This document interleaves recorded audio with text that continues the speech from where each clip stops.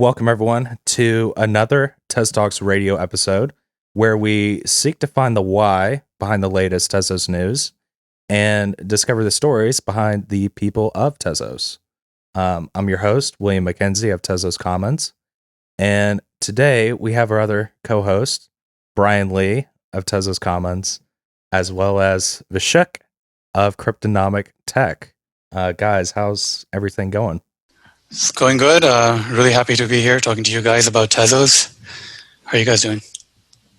I'm doing great. I just moved into this brand new space just last week. So this is the first podcast I'm doing. It's impossible to work at home with a baby. So I had to get this space. I hope you guys enjoy this background. It's not a green screen. It's a real space. Yeah. So I guess we can just go ahead and get into it, guys.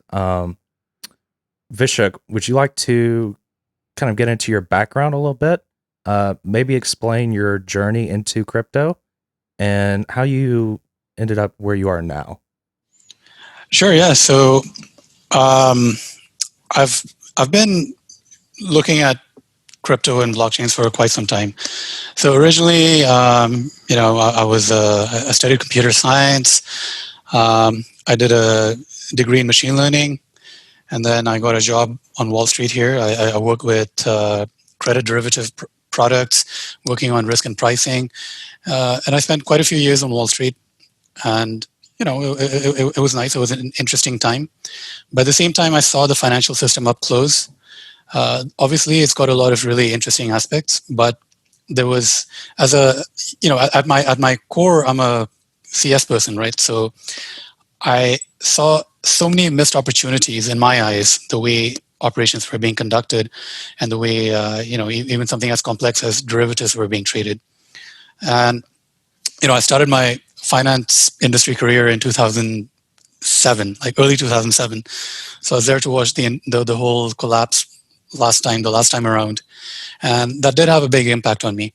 And because of that, blockchain technology has had a real fascination for me.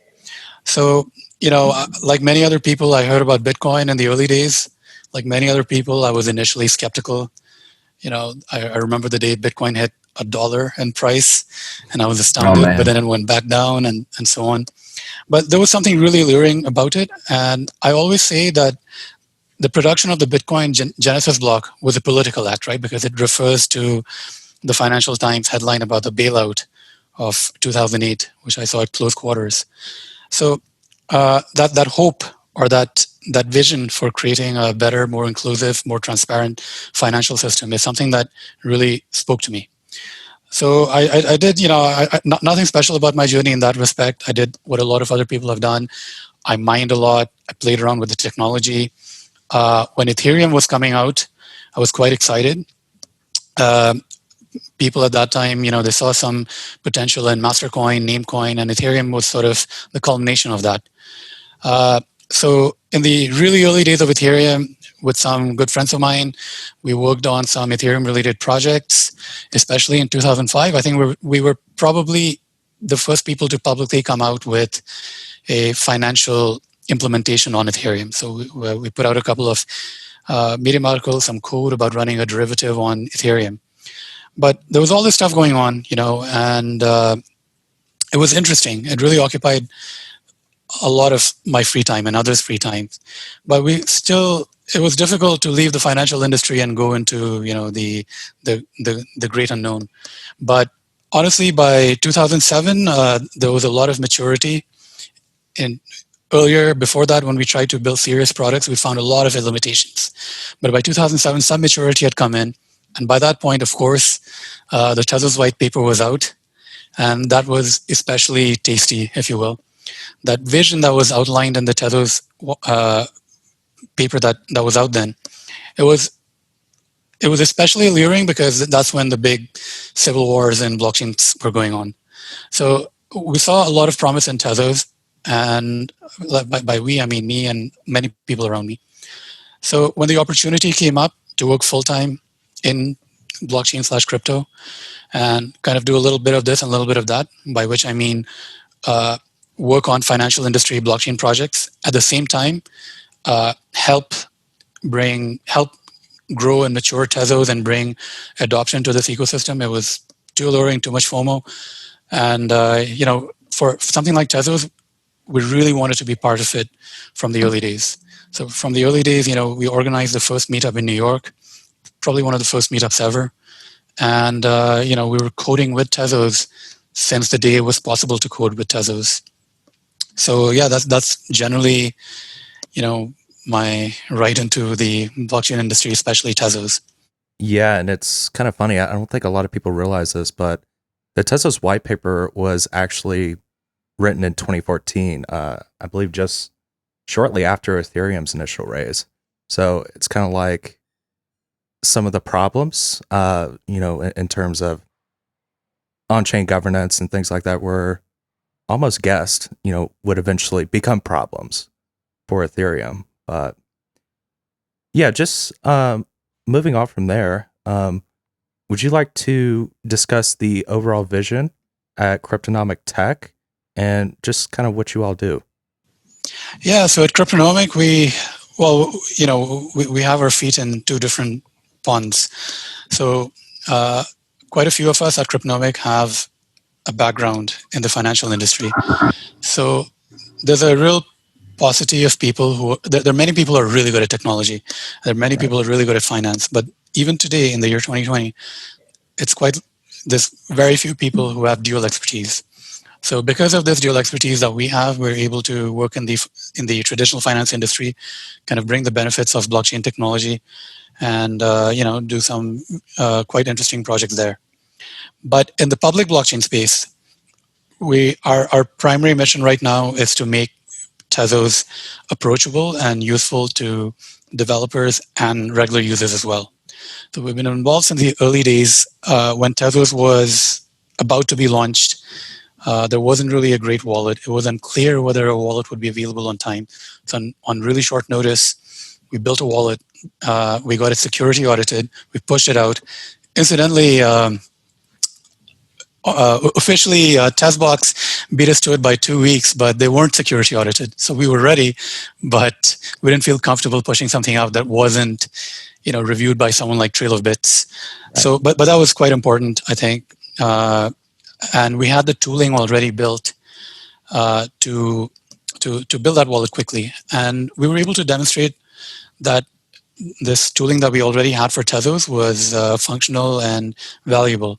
And building that wallet kind of gave us a little bit of name recognition in the Tezos community. Incidentally, we were also the early funders of Tezbox and EasyTZ and stuff like that. But so we realized, look, initially there was a lot of dysfunction around the Tezos Foundation, but by the time we built the wallet, the new crew had come in. They were serious, they were hardworking, and they really wanted to do a good job. So we said, look, let's focus on Tezos. Because earlier we were multi-chain and we wanted to kind of hedge our bets, but we put in a grant proposal. We got a grant from the Tezos Foundation, and ever since, all our public blockchain work has been just focused on Tezos, building every ingredient that's necessary to get people to start using it, with as little friction as possible.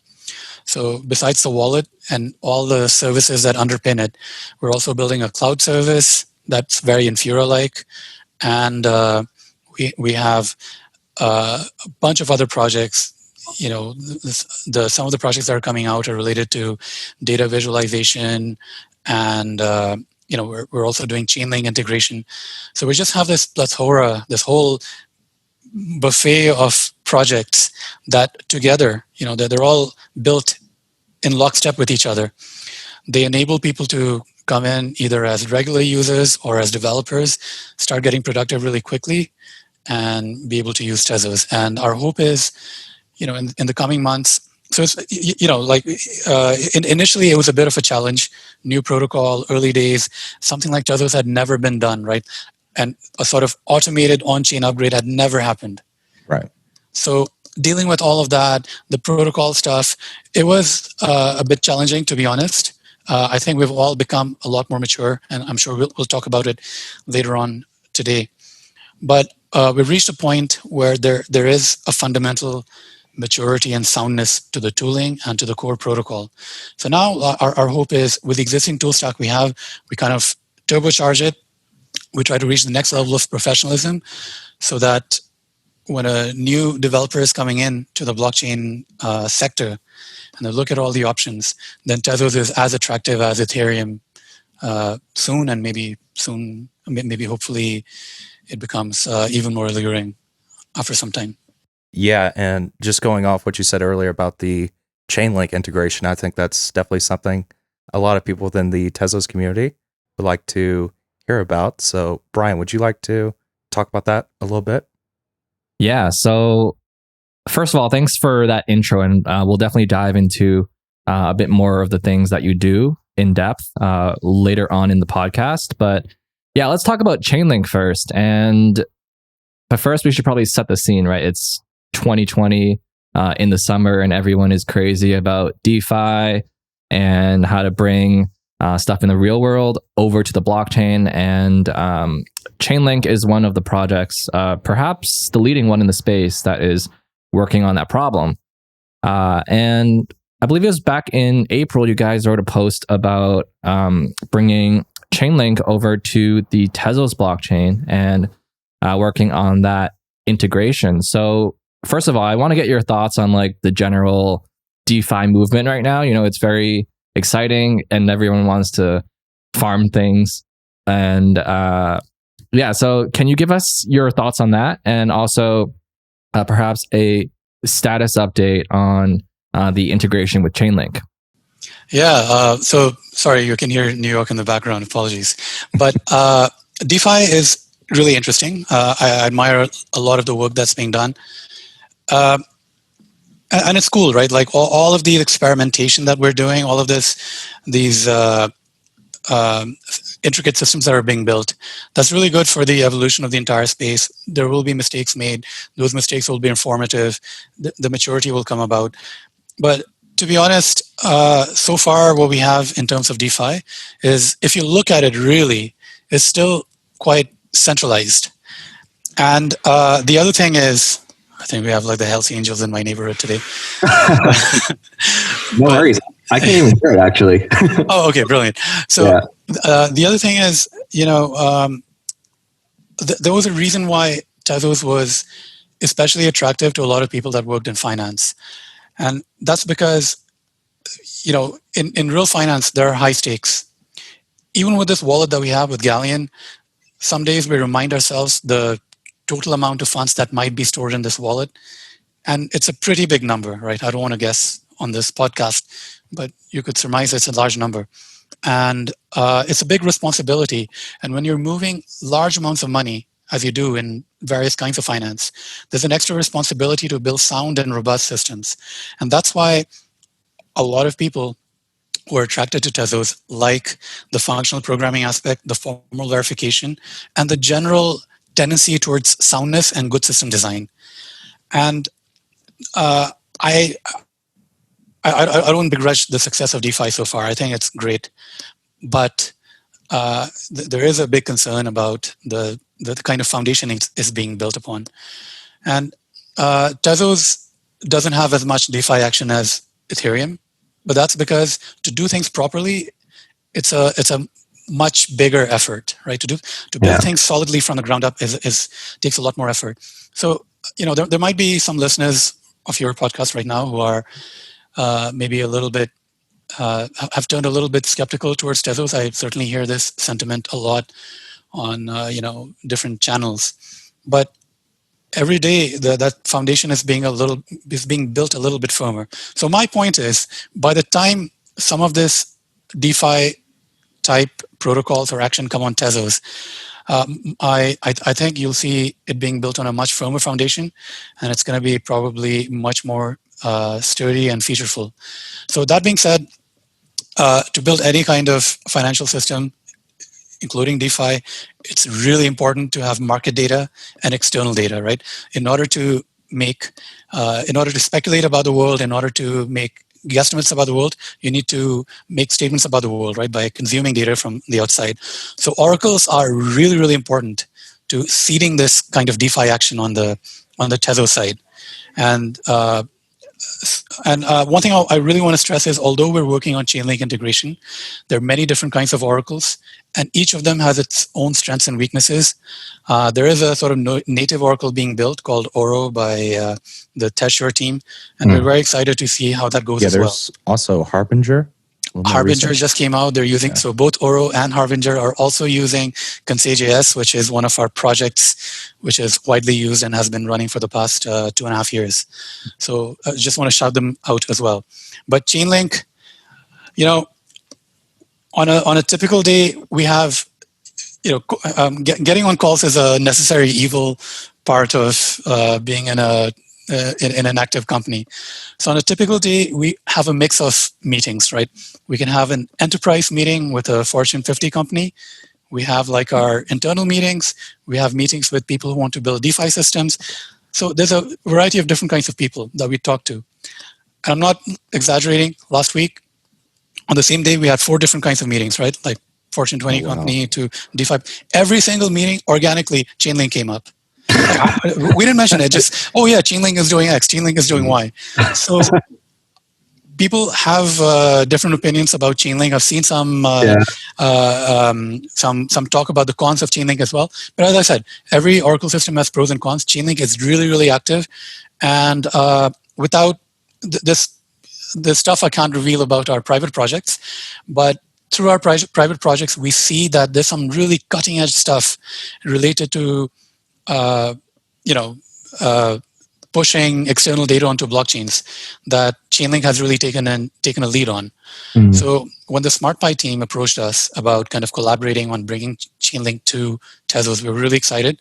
SmartPy, big fans. Some of our team members like to have meals with them. We have a good relationship. Yeah. So we jumped on the opportunity. The Tezos Foundation was game for it. They agreed to fund the development of this integration, and it's not been smooth sailing because it's not all been smooth sailing because it is a complicated project. So we kicked it off somewhere in, I think, late April, if I remember correctly. So now we're finally seeing the first concrete pieces that are useful. So I don't know if I'm allowed to reveal this or not, but soon, I'll say it anyway. Soon there's going to be a Chainlink hackathon, and Tezos is going to participate in the sense that there's going to be representation from, I believe, TF, TQ, and definitely our team and the SmartPy team will be helping out. And if you're out there, you're a developer, you want to get a nice bounty, and you both want to like build a cool project on Tezos and also help out with this integration effort. This hackathon's coming up. Information shall be public. I apologize if I let the cat out of the bag too early, but that's a good opportunity to help us test the integration we've done so far. Yeah. But it's going to take a little bit of time before you start seeing really mature and important feeds coming in on the Tezos blockchain. But we'll have some really fantastic tooling, hopefully before the year is through, and I'm just really excited to see what people build. And also with the other oracles, right? With Harbinger, Oro, and anything else that people are working on. Yeah, that's some great information. And I actually want to step back to something you mentioned earlier, where I think there's a sentiment, not within the Tezos community specifically, but maybe like the wider sector as a whole, that a lot of people see this project as moving very slow, and they see that as a con. But through the research and through the thinking that I've done, personally myself, I really see that as the opposite. There's certainly a place in the world for, I guess, the projects that are really more like, let's move fast, let's move fast, and let's break things along the way. But it really depends on what you're trying to target, right? I think the use cases that we're trying to target here is, like you said, it's very high stakes. And it's a world where maybe if you make one mistake, they're going to go with like a different choice, right?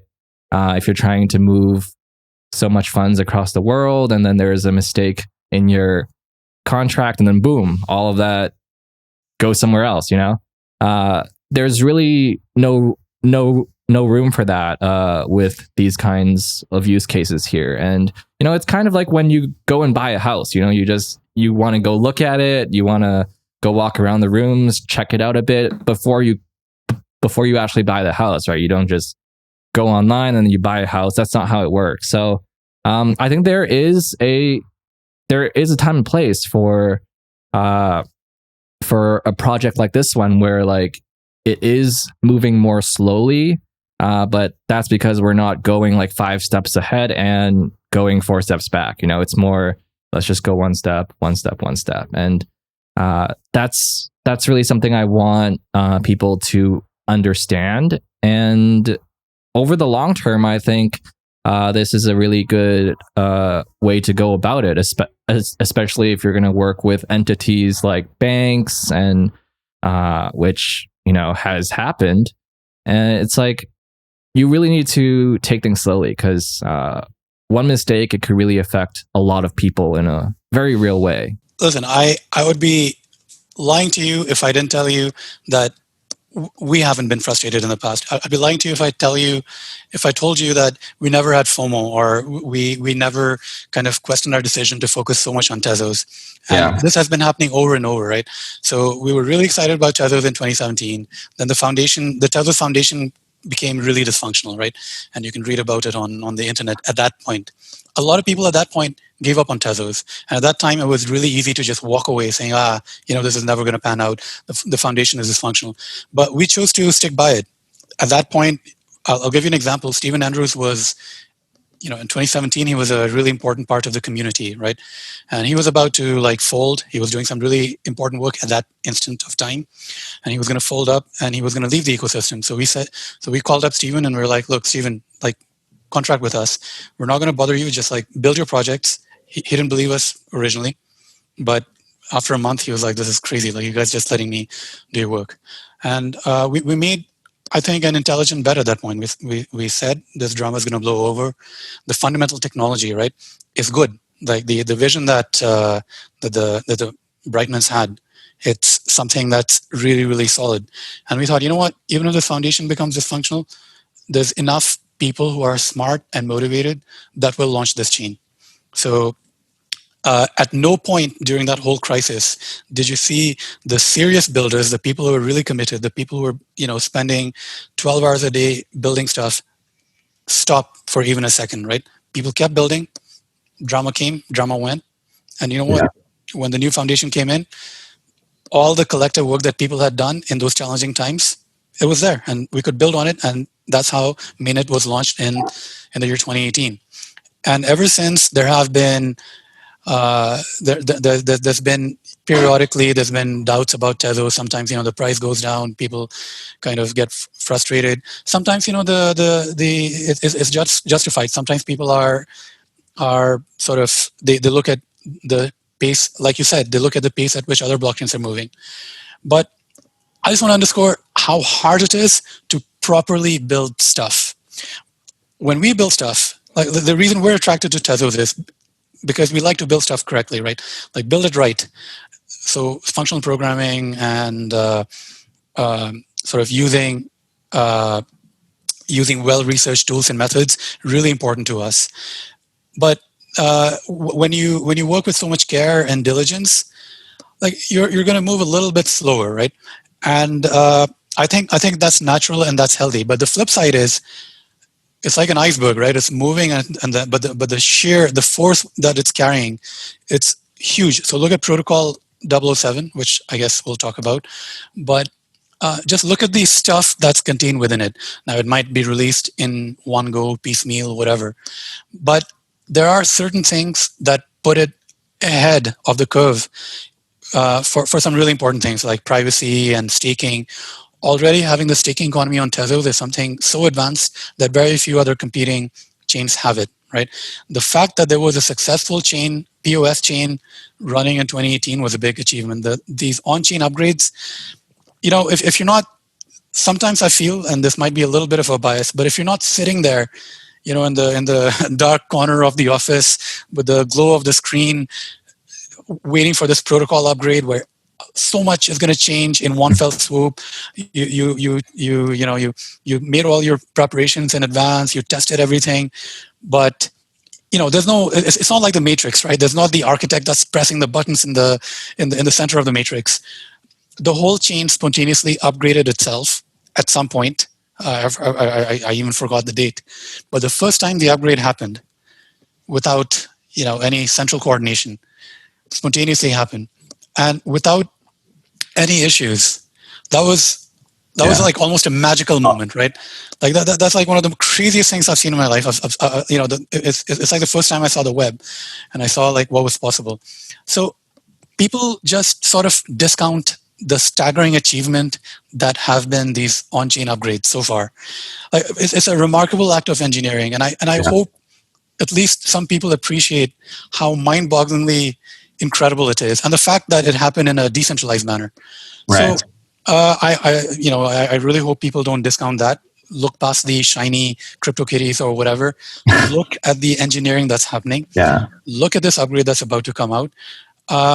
And again, I want to freely admit, in terms of applications, there's a lot more that can be done on the Tezos side. But just in terms of the raw technology and the platform, I mean, once all these Protocol 007 features are out, you can take all of these like little, CryptoKitties and DeFi applications that you like, and you can just transport them one by one if you want. Or we build something new and novel that's only possible on Tezos. Right.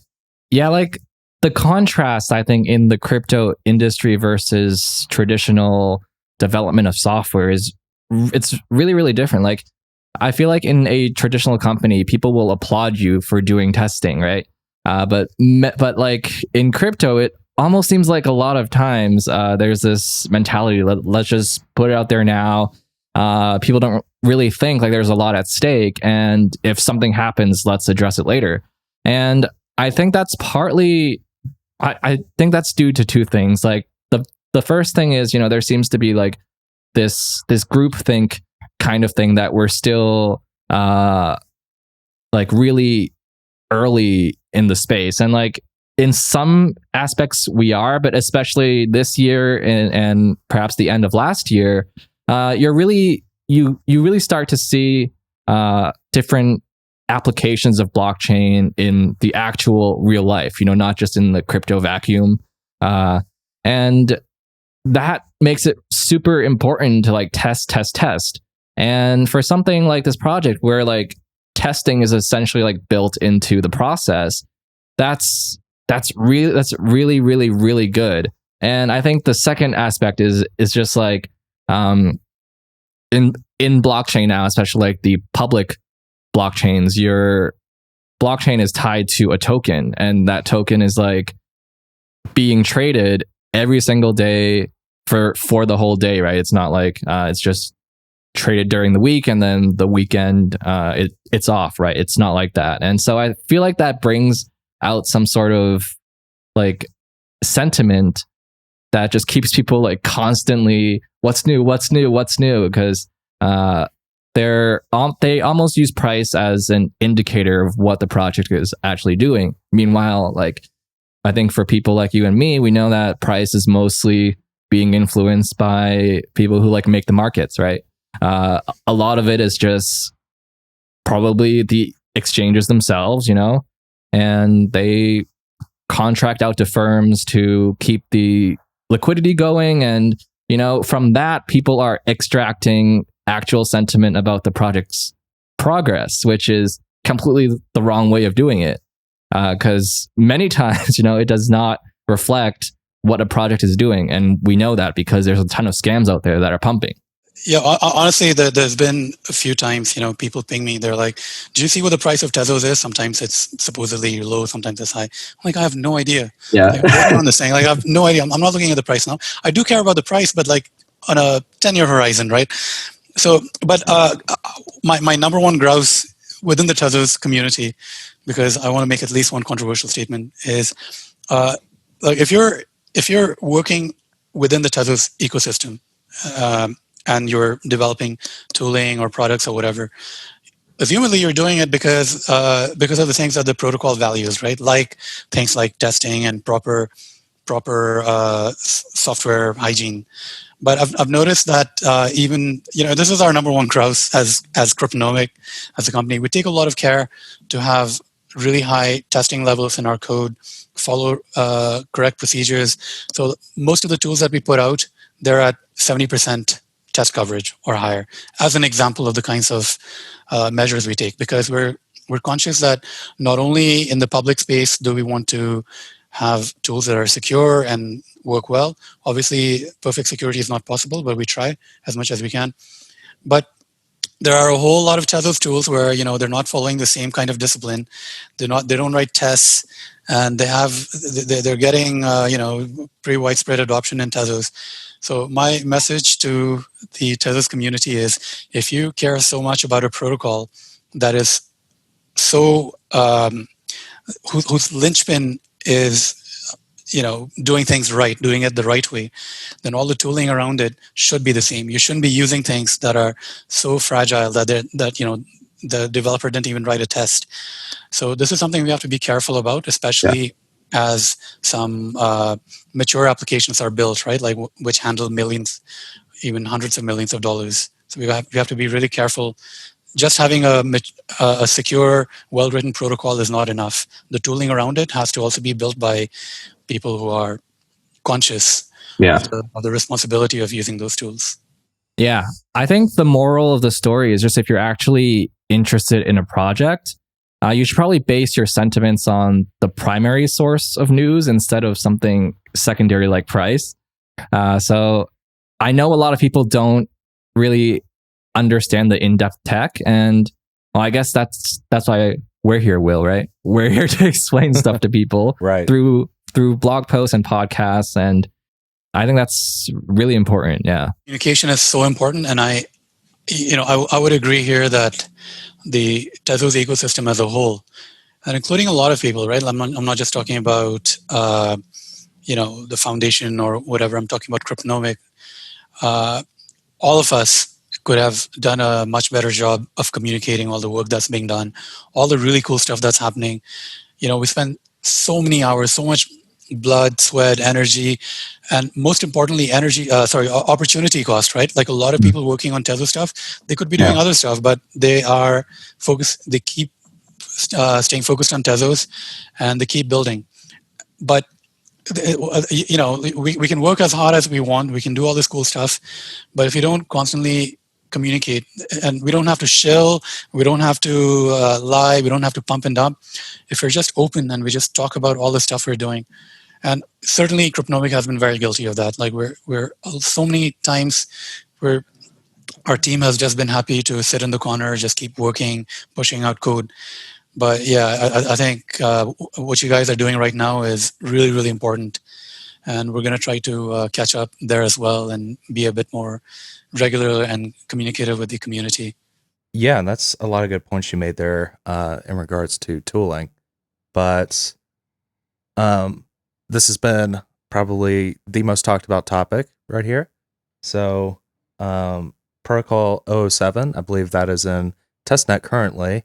And just about a few weeks ago, I think it was Blockwatch Data, they put out a really good post. I don't know if you had a chance to read that, Vishakh, but what is your current thoughts on 007? I think you mentioned a few earlier, but where do you see this going forward?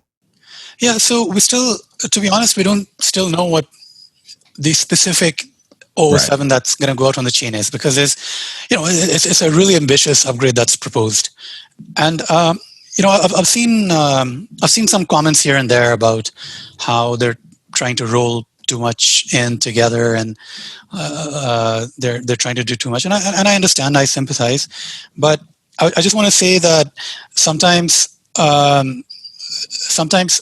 different pieces of work, even though they look unrelated, might be interlinked at their basic level, right? Sometimes it's hard to sort of chop up an arm without affecting, like the kidney, right? Like it's all one sort of ecosystem. But in any case, there's the Protocol 007 as it's announced so far, which has some really cool and necessary features. And then there's how and what's actually going to be rolled out. So what's on the testnet today, it may go out in the form that is today, or it might go out in several pieces. Who knows? What's important though is because this is an ambitious protocol upgrade, we do everything right. And again, Babylon last year was a really impressive and large upgrade, but it wasn't without its hitches.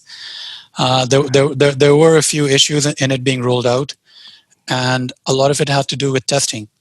But I'm really glad to say that as a community, we have all kind of learned our lessons, whether it's the tool makers, the protocol developers, whoever. So, Cryptium has been one of the teams involved in 07. So Adrian from the Cryptium team got in touch with us, informed us about the changes. He said, "Do you have any questions?" And then he said, "Please give us feedback." So this is a much more collaborative process, and it feels that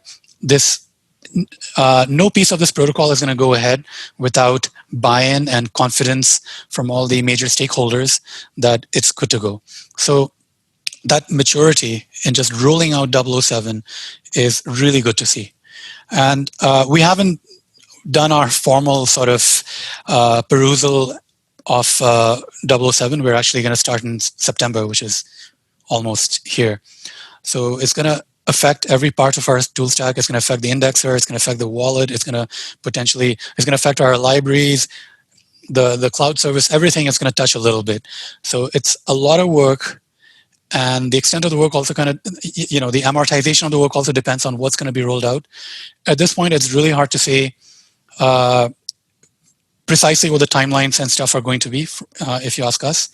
But the major work, right, which is for everyone to look at the protocol code, the changes, get little things fixed, get that confidence that their tooling is working. Everyone tries it with each other's tooling. That, I think, we're going to do right this time. And that's going to be a really good harbinger for future protocol upgrades. Now, a few specific features. The changes to the baking keys. I know there's a little bit of controversy over it, but staking has become such a big deal.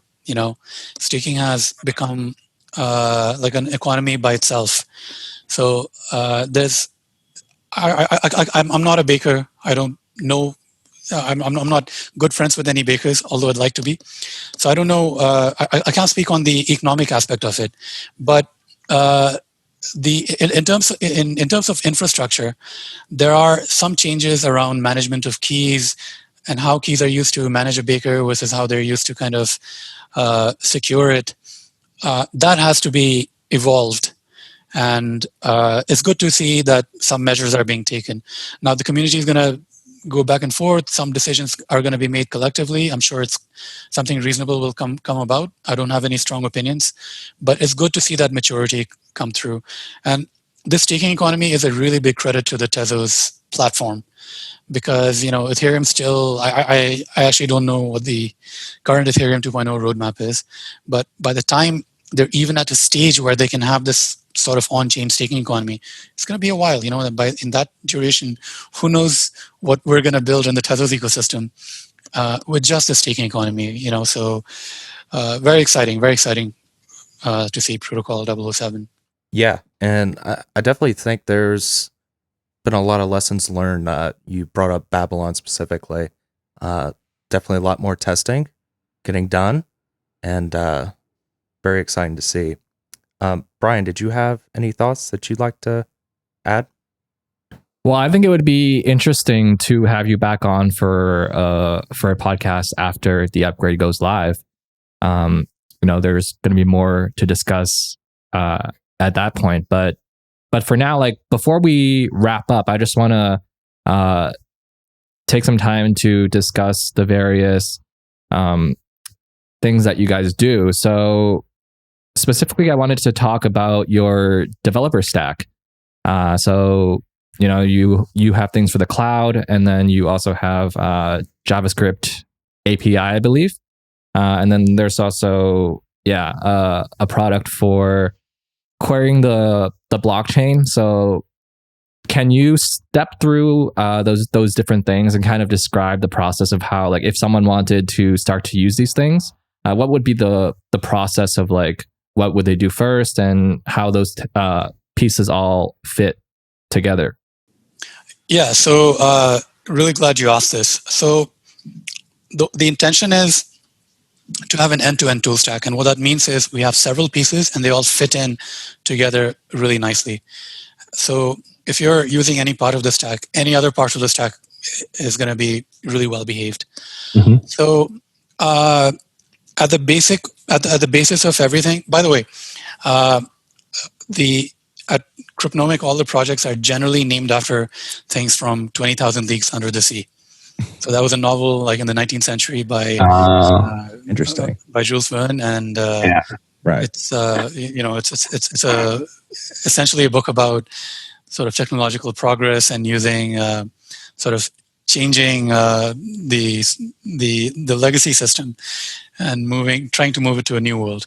So a lot of the names that you encounter now will be from that book. The 1958 Disney movie is also good if you're younger. But anyway, Nautilus is the sort of spine of everything. So Nautilus Cloud, so if you go to nautilus.cloud in your browser, that opens up our cloud service. So there's a variety of settings, like there's hackathons, there's new developers coming in, and usually when they come to a new blockchain, they have a horrible time trying to set up a blockchain, an API, blah, blah, blah. Here, you just log in with your GitHub account and you have immediate access to Tezos nodes, testnet nodes, the API, and we're going to be adding more tools in there. And we're going to really scale it up because, like it or not, even though we're in the decentralized space and decentralization is really, really important to Cryptonomic, one of the linchpins really of the growth in Ethereum, unfortunately or fortunately, however you see it, is Infura, right? It's a centralized point of failure that 10 billion calls or whatever are being made to every day. All of these DeFi applications and whatnot, they're all running off Infura. Infura goes down, kiss your decentralized ecosystem goodbye.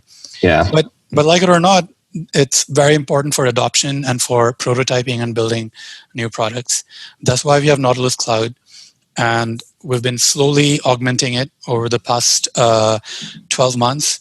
Mm-hmm. We have tiering. We're going to have billing on there soon.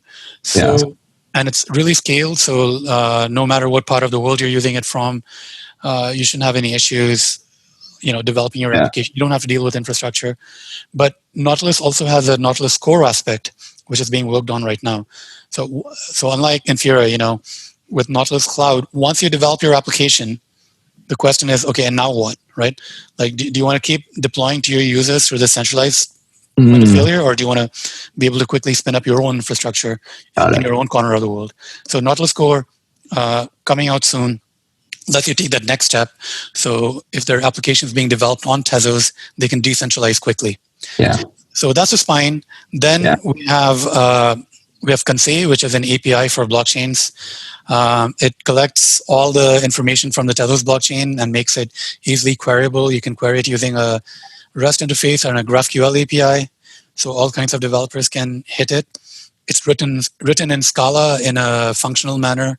It's got properly tested and everything. So it's rock solid, highly scalable. Unlike some other competing products in the Tezos space, it's decentralized. The license, we don't care. Run it on your own infrastructure. Never have to talk to us. And we're really happy that multiple exchanges, dApps, and other projects are using Conseil for their needs. And we don't even deal with them. They just, because it's open source. Conseil.js is a client-side application. So if you're building a web application, a website, or whatever using Tezos, it's really easy. Again, written in TypeScript in a functional manner, 72% unit test coverage. As I told you, the oracles were built on Conseil.js. So many other projects are being built on Conseil.js. So I think I can safely say it's the most popular library in the Tezos ecosystem, and we work really hard on it. we welcome all the contributions coming from other people. And then there's a few other smaller projects which we can talk about some other time. Yeah. And they'll be coming out anyway. But Galleon, right? So Galleon is the wallet. So Galleon is actually Cryptonomic's deployment of Tesori. Tesori is an open source white label wallet framework. If you're a baker, you want to deploy your own wallet, get in touch with us. We'll help you. In 2 hours, you'll deploy like your own branded wallet. So Galleon is a Cryptonomic's deployment where we want everyone to kind of be proficient and run their own wallet. Don't trust us, but there's but we want to reach a wide audience. So Cryptonomic has something called Galleon. The code base was recently redone from scratch, gut rewrite. It's about to undergo yet another audit by Trail of Bits. It recently underwent an audit, both the wallet and the library, by Apriorit. So that's really the stack, and everything works together. And there are people making other tools like Conseil or Oro that leverage the stack. So everything kind of works in concert. And when there's a protocol upgrade or what have you, we just change the foundation, and all the developers and everyone, they don't have to know the intricate details. Their application will continue running. That's awesome. I just have a few questions, if you don't mind. Please. So if we step back to the Nautilus Cloud versus Core, and I think the distinction there is really important. So right now the cloud works via, like, you log in via GitHub, and so that gives someone access to a network of nodes that you guys run, right? So how does the process work? Like, do they get a specific endpoint, or does like the GitHub integration make some kind of special key for them that they can use? So how does that work with respect of, like, if someone will sign up and then they log in, what kind of endpoint do they get there? Yeah, no, you got it exactly. So you log in with GitHub. There's a bunch of endpoints listed for different APIs, different types of nodes, and you get your own API key. So that's to prevent abuse or overuse, things like that. So once you have that API key, you can stick it into any Cryptonomic product or library. And it's the same infrastructure that's hosting the Galleon wallet.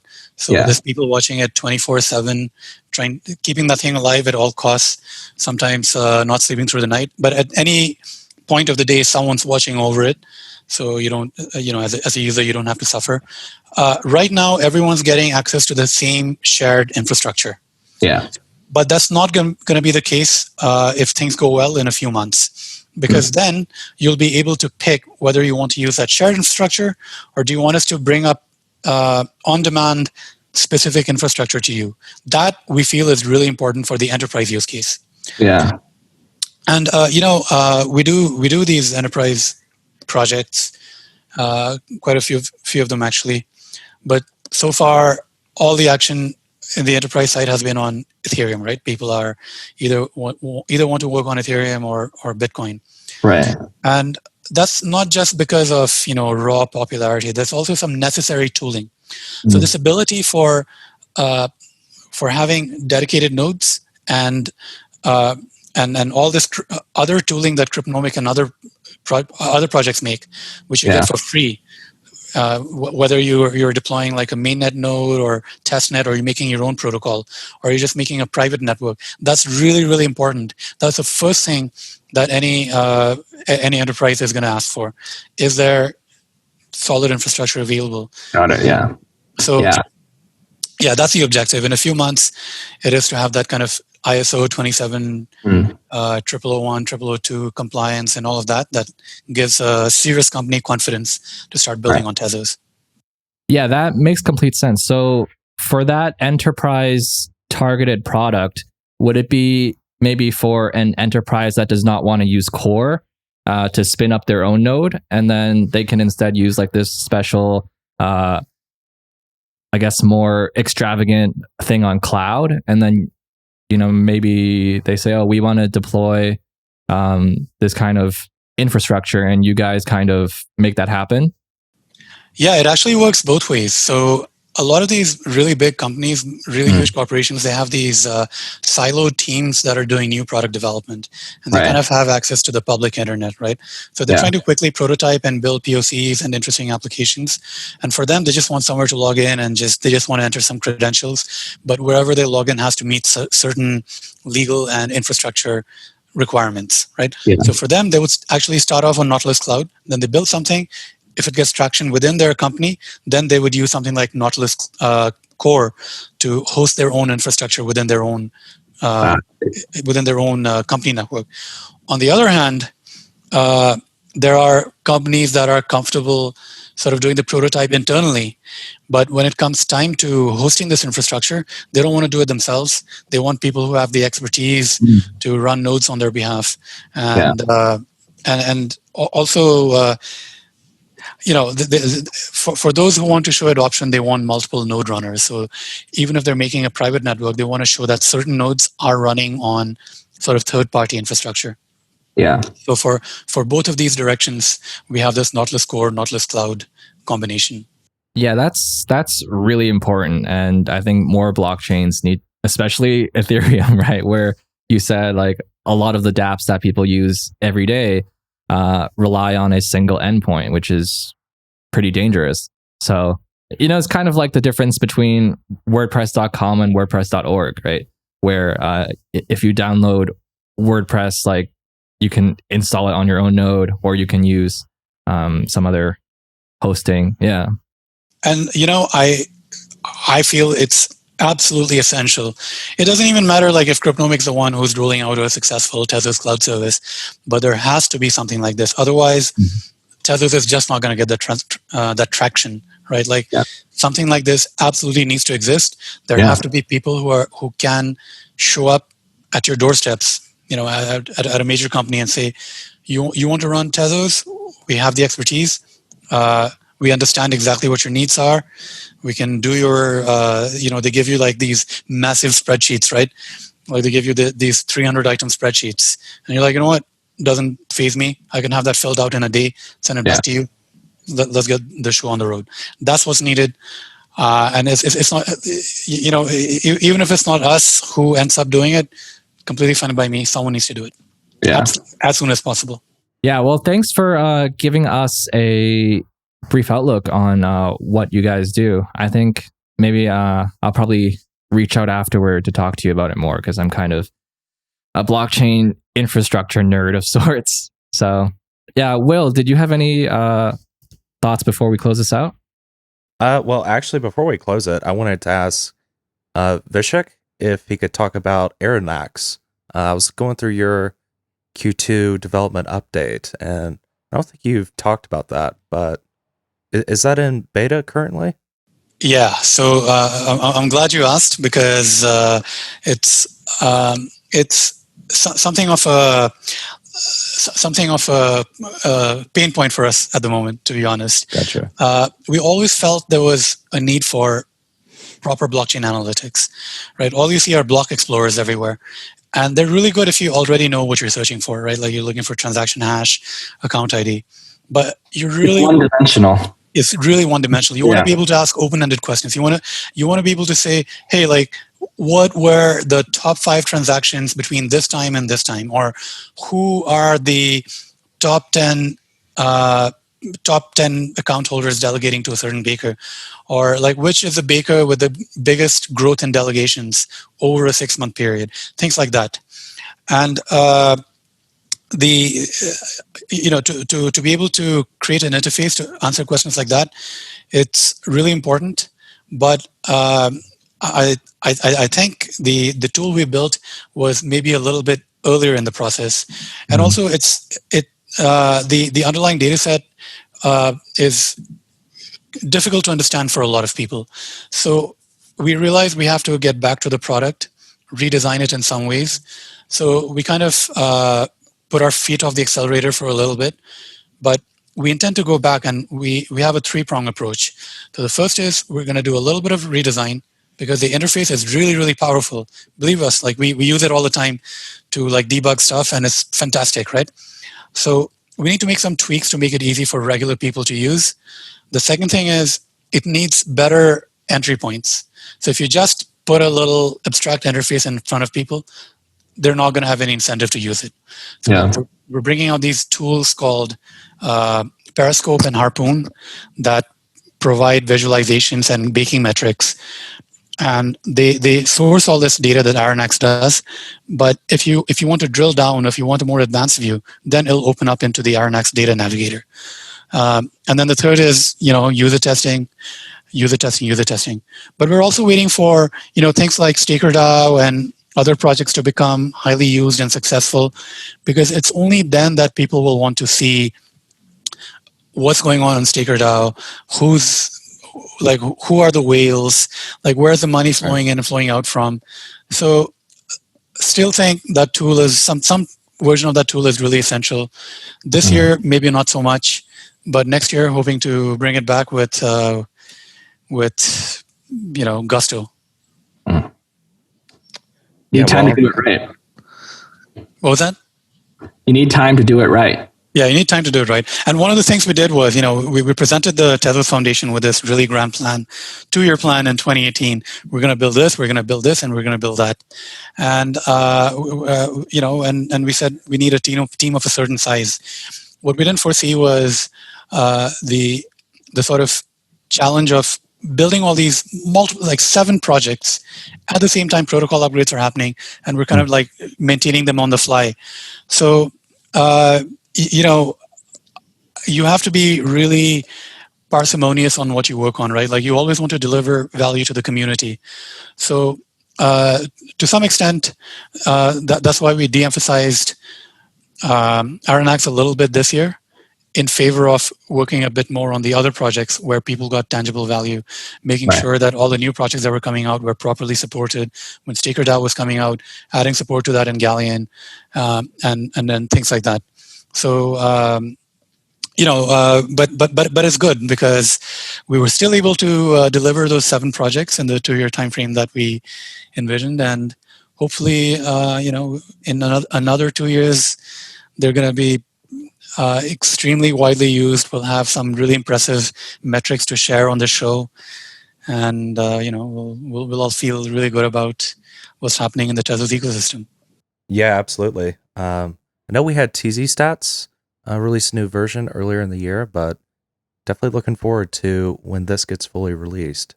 Yeah, I mean, TZ Stats is wonderful. It does a fantastic job. TezBlock, really big fans.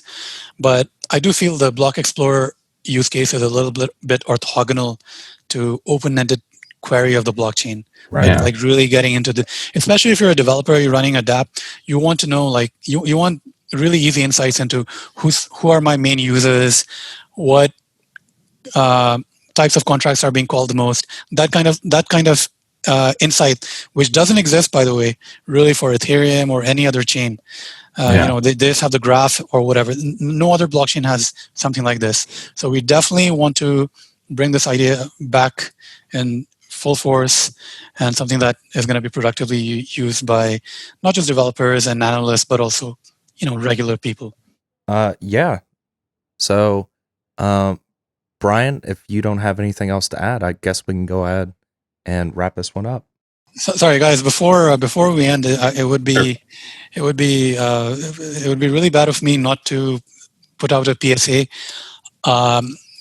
It's really important. I know you guys know this really well. I know most of your listeners do, but just for the record, it's very important. As maintainers of Galleon, we feel it's very important everybody uses a hardware wallet, because the price of Tezos is going up. It's only going to be more successful. Whatever Scammers holdings you have, there are so many scammers. Like we've had such a hard time. We had to shut down our Galleon Telegram chat because and Telegram's such a terrible venue for having cryptocurrency discussions. It is terrible. Oh yeah. The worst thing you can do. Stickers and GIFs. Yes, exactly. Stickers and GIFs. That's what it's good for. Nothing else. And the worst feeling in the world as a maker of a wallet, as people who work on it, we have people who are working with user tickets all the time, like it's their full-time job, just to like assist people. And you have so many different kinds of users, and sometimes you hear these stories of people getting scammed, and it's the worst, like people I remember this heartbreaking story. It wasn't even Galleon. They lost it on this other wallet, and they're trying to reach out for help. They put their daughter's college funds into crypto, and it wasn't just Tezos. It was other coins as well, and they lost. So, like, just spend the $60 and you get the peace of mind. Every major wallet will work with your stuff. You'll be safe. Everybody will be safe. And we just, we want crypto to be fun for everyone. And all it takes is just this little device, and you can have all the fun you want in crypto, and you'll be fundamentally safe, especially if you're on Windows. Yeah. There's so many scammers, and they're really smart people. And the worst thing is, because of jurisdictions, we can't even go after them on the behalf of our users. There's a scam Galleon site that everybody knows about, and the worst thing is, we know it's a scam site. We know they're the ones who are stealing a lot of user funds, but because of this cryptocurrency is international, but jurisdictions are national. It's so hard. So please just get a hardware wallet. I just wanted to say that and make sure that it got out. Yeah, and I'm actually glad that you gave that PSA. I still see stories, of people getting scammed. Well, I would say probably almost daily, but we've really tried to fix that as much as we can within Telegram. We have the automated message that goes out, but unfortunately, bad people are going to do bad things, and they have a massive financial incentive to do it. So Yep. I got white hairs the in the 2 weeks before we were launching Galleon. It was terrifying. I got gray hairs just from that, and that's why we held back our initial Galleon launch in 2018 by 2 weeks, because we felt it would be irresponsible to launch it without a security audit. Yeah. So security is really important, and certainly we'll be beefing up security messaging in the wallet. But yeah, use a hardware wallet. Just trying to say it as many times as I can before you guys kick me off the podcast. Use a hardware wallet. We'll be sure to leave links to the best ones, not scam links, real links. Yeah. So, Great. yeah. But all right, Vishakh, thanks for taking the time to come on. Thought we all had a really good chat, and we will catch you on the next episode of TezTalks Radio. Yeah, fantastic being with you guys. Loved your questions. We'll all be at Cryptonomic. We'll all be happy to come on this show at any point. You guys are doing a fantastic job communicating with the Tezos community, and I feel for a long time something like this was one of the missing ingredients. I'm really glad you guys are doing this, especially in this pandemic time where it's really hard for the community to physically get together. So this is really close second best to big meeting at a bar and everyone having a beer together. But it's fantastic. So thank you guys.